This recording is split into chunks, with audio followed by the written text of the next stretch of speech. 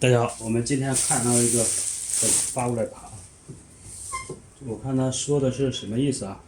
这个盘呢，他听着有异响，就直接寄过来了。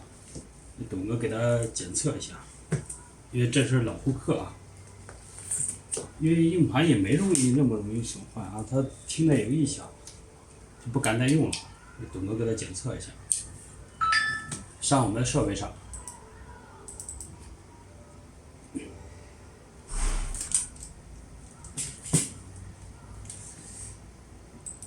因为坏过一次盘，然后心里很紧张了啊。我们听一下，是有一点异响，这种异响不是那什么异响，这是刺头的寻道的声音啊，可能虚惊一场。我们看一下，因为这个盘要解锁的，董哥没解锁，他报点错，那没事。我们返回去检测一下，看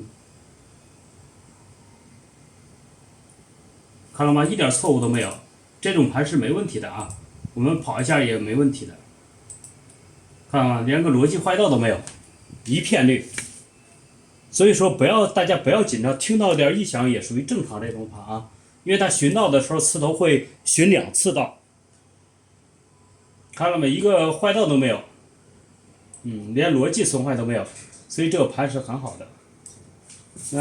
没办法，就是可能坏过一次，然后警惕性比较高了。好了，本视频到这儿，再见，拜拜。